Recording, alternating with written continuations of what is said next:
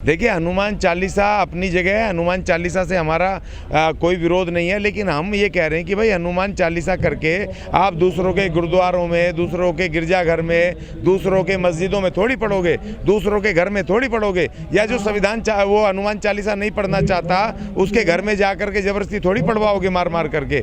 देखिए, बाबा साहब भारत के संविधान के अनुच्छेद 25 में धार्मिक स्वतंत्रता दे करके गए। कौन किस धर्म को मानता है वो उसका, हर नागरिक का अपना व्यक्तिगत मामला है। कौन किस देवी देवता को मानता है, किसका पाठ करता है, कौन सा चालीसा करता है, कौन किस विधि के साथ पूजा पद्धति करता है, ये हर नागरिक का व्यक्तिगत वो अधिकार बाबा साहब आर्टिकल 25 में स्वतंत्र अधिकार दे करके गए। तो उसमें आप किसी को मार मार के कहो कि आप जय श्री राम बोलो, आप जय हनुमान बोलो, या कोई कहे कि आप अल्लाह बोलो, अकबर बोलो, वो पूरी तरीके से गैर संवैधानिक है। हम उसके बिल्कुल पूरी तरह विरुद्ध हैं। हर आदमी को अपने अपने अनुसार, संविधान के अनुसार धर्म को मानना, किस देवी देवता को मानना, कैसे पूजा करनी है, बाबा साहब अधिकार दे के गए। और हम इसीलिए संविधान चालीसा पढ़ रहे हैं, क्योंकि संविधान में जो आर्टिकल 25 है वो तमाम देश के लोगों तक जाना चाहिए। इस देश में जो फंडामेंटल राइट्स हैं वो फंडामेंटल राइट अधिकार पता चलना चाहिए हर नागरिक को। तो 40 अधिकार हमने संविधान चालीसा में जो हम पढ़ा रहे हैं, 40 ऐसे अनुच्छेद जो भारत के हर नागरिक के जरूरी है उसको जानना, जो कि कोई भी प्रशासनिक अधिकारी उनके साथ कोई भ्रष्ट आचरण ना कर सके, उनको लूट ना सके, उनके विरुद्ध कोई किसी तरह का कोई गैर कानूनी और अनैतिक कार्य ना कर सके। इसलिए हम इस संविधान को पढ़ा रहे हैं, संविधान चालीसा को हम कर रहे हैं। और आज 6 दिसंबर को बाबा साहब के परिनिर्वाण दिवस के दिन जैसा पवित्र दिन कभी हो नहीं सकता। लेकिन बीजेपी के कैबिनेट मंत्री ने तो कहा था कि हम संविधान बदलने आए हैं केंद्र में। नहीं तो हम उन्हीं को बदल देंगे ना, जनता बदल देगी। उनके घर का राज थोड़ी कि संविधान बदल देंगे। ऐसे कैसे बदल देंगे? ये डेमोक्रेटिक अधिकार है। पहली बात तो संविधान बदलना तो छोड़ो, संविधान में अगर एक संशोधन भी करना है तो उसके लिए आपको बहुत सारे प्रोसेस हैं, प्रक्रियाएं जो अपनानी पड़ेंगी। सबसे पहले तो आपको कैबिनेट में लाना पड़ेगा, कैबिनेट के बाद आपको स्टीयरिंग कमेटी में लाना पड़ेगा, उसके बाद आपको लोकसभा और राज्यसभा फेस करते हुए फिर राष्ट्रपति भी है आखिरी जिसका साइन होना। इतना आसान काम नहीं है। और उसके बाद अगर संसद और अगर ये प्रशासन अगर अपनी मन मर्जी करते हैं, अगर कट्टरपंथी गुंडागर्दी करके अगर जबरदस्ती करते हैं, तो फिर जनता है, सड़क है और जनता का एक छत्र राज है। ये जनतंत्र है, ये लोकशाही है, ये डिक्टेटरशिप नहीं है। तो लोकशाही में जनता मालिक होती है और जनता आखिरी फैसला देगी।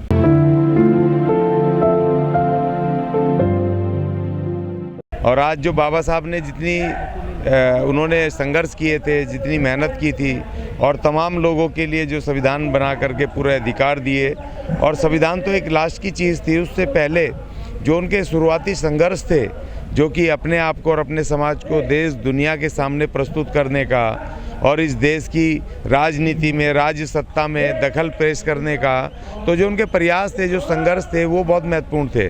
और आज के दिन 6 दिसंबर 1956 को आज उन्होंने अपना परिनिर्वाण हुआ उनका, और उनका शरीर रह गया और आत्मा आज भी हमारे साथ है उनकी। और इसीलिए आज ये महत्वपूर्ण इसलिए है क्योंकि जब संविधान खतरे में है, संविधान के ऊपर संकट है, और आज जो संवैधानिक वैल्यूज़ हैं, चाहे वो अनुसूचित जाति जनजातियों के अधिकार की बात हो, चाहे वो महिलाओं के अधिकार की बात हो, चाहे वो मजदूरों की, मेहनतकशों की अधिकार की बात हो, और चाहे वो कमज़ोर पक्ष हों जो कि अपने आप को, चाहे वो अभी हिंदूवादी समझ रहे हों या वो किसी उसमें धार्मिक उन्माद में आकर के इस देश को, इस संविधान के विरुद्ध काम कर रहे हों, उन लोगों को ये भी नहीं पता कि हम जिस डाली पे बैठे हैं, उस संविधान की डाली पर जिस सुरक्षा, समानता, स्वतंत्रता और उसके साथ न्याय के लेकर के हम बैठे हैं, उसी को हम काट रहे हैं। तो हम उन तमाम लोगों को हम ये बताने आए यहाँ पर आज 6 दिसंबर को, उनके अधिकार के बारे में मेमोरेंडम सरकार को देने आए हैं कि आज बाबा साहब का परिनिर्वाण दिवस है। उनकी मेहनत, जो उनके संघर्ष थे, खराब ना जाएं, और हम उनको आगे बढ़ाते हुए अपने संविधान को बचाने की कवायद के लिए यहाँ पर हम बैठे हैं। नहीं, वो गलत है ना, हम पढ़ा रहे हैं ना, इसीलिए तो हमने संविधान चालीसा शुरू किया। हमने 14 मई से यहीं से जंतर मंतर से हमने संविधान चालीसा इसीलिए शुरू किया कि संविधान चालीसा की वजह से आज हम बढ़िया बढ़िया कपड़े पहन रहे हैं, हमें शिक्षा का अधिकार मिला, हमें स्वतंत्रता, न्याय, समानता, बंधुता मिली। आज जो हमें नौकरियों में, अलग अलग नौकरियों में काम करने का अधिकार मिला। तो देखिए, हम ये कह रहे हैं कि जो संविधान चालीसा का कॉन्सेप्ट है उसमें ढोल गवार शूद्र पशु नारी वो सब सकल ताड़ना के अधिकारी हैं। और जो बाबा साहब का संविधान चालीसा है जो 26 जनवरी 1950 को लागू हुआ उसमें ढोल गवार शूद्र पशु नारी सब मानवीय और संवैधानिक अधिकारों के अधिकारी हैं। तो ये फ़र्क हम लोगों को बता रहे हैं कि भाई जब 5000 साल से भी तो यहाँ संविधान चालीसा था ना इस देश में, वो हनुमान चालीसा, लोग हनुमान चालीसा पढ़ते थे, कीर्तन करते थे, भजन करते थे, हैं दुनिया भर के वो ग्रंथ पढ़ते थे, मगर क्या हमें शिक्षा का अधिकार मिल पाया? नहीं मिल पाया। तब हमारे पास प्रतिबंध थे शिक्षा के, महिलाओं के ऊपर, ऐसे अछूतों के ऊपर, शूद्रों के ऊपर अछूत यहाँ प्रतिबंध थे। और हमें अपने जो परंपरागत काम थोपे गए थे मनुस्मृति में, हमें वही काम करने पड़ते थे, हम उससे अलग काम नहीं कर सकते थे। हमारे पास पैसा होते हुए भी हम धरती नहीं खरीद सकते थे। हम अपने पास कोई सोना, हमारी बहन बेटियां अच्छे अच्छे कपड़े पहन के सोना चांदी पहनने पे प्रतिबंध था,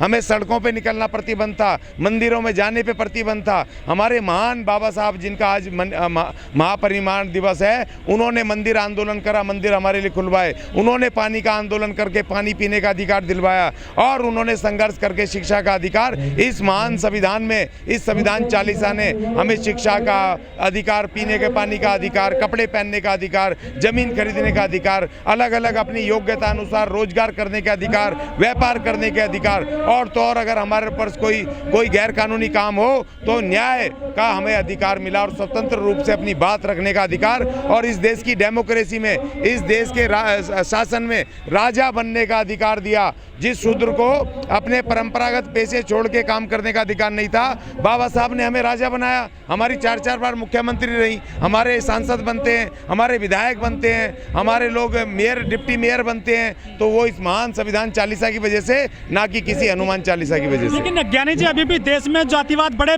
पैमाने पर होता है, घड़ा छूने पर हत्या कर दी जाती है छात्र की, और घोड़े नहीं चढ़ने दिया जाता है, कैसे बारात रोक दी जाती है। संबल में वाल्मीकि परिवार की बारात नहीं चढ़ने दी, 50-60 पुलिसकर्मी लगाए वहाँ पर उत्तर प्रदेश में।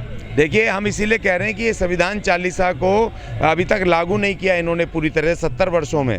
जो सरकारें थी, पहले कांग्रेस की सरकार रही 60 वर्ष, फिर बीजेपी की सरकार भी 6 साल पहले रही, 2.5 साल पहले भी जनता पार्टी के रूप में रही, और अब भी 8 साल हो गए, करीब 15 से 16 साल बीजेपी की भी सरकार को हो गया है। उसके बावजूद भी यहाँ पर संविधान हमारा पूरी तरह से लागू नहीं हुआ, और जो प्रशासनिक अधिकारी हैं उनके ऊपर बिल्कुल भी कोई तरह का उनके ऊपर कोई किसी सरकार का प्रेशर दबाव नहीं है कि वो संविधान कानून को लागू करें। देखिए, वो पहली जिम्मेदारी होती है वहाँ के पुलिस की, प्रशासन की, वहाँ के एसडीएम की, कलेक्टर की, जो जिला मजिस्ट्रेट है, और वहाँ का लोकल पुलिस प्रशासन, कि अगर किसी इसी तरह की कोई घटना होती है, और संविधान में जब हमें अधिकार है, हमें सारे स्वतंत्र अधिकार हैं कि हम घोड़ी पे भी चढ़ सकते हैं, हम पानी भी ले सकते हैं, हम बारात भी निकाल सकते हैं, तो ये उसकी इलाके की जिम्मेदारी है। SC/ST एक्ट को क्यों नहीं फॉलो करते, तुरंत उससे कार्रवाई क्यों नहीं करते, क्यों जो इस तरह के लोग हैं, जातिवादी लोग हैं, उनके खिलाफ बिल्कुल कानूनी कार्रवाई क्यों नहीं करते, और उसको लागू करवाना अगर सरकार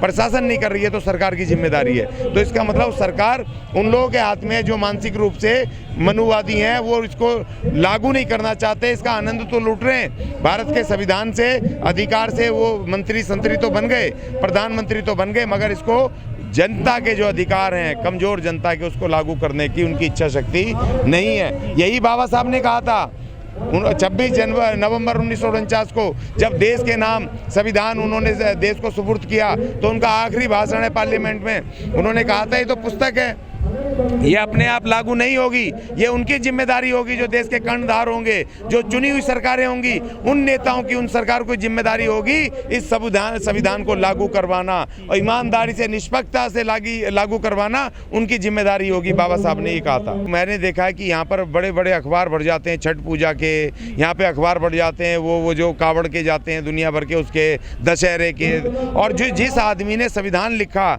इस देश को एक व्यवस्था दी और इस तमाम लोगों को अधिकार दिए, 1 to all।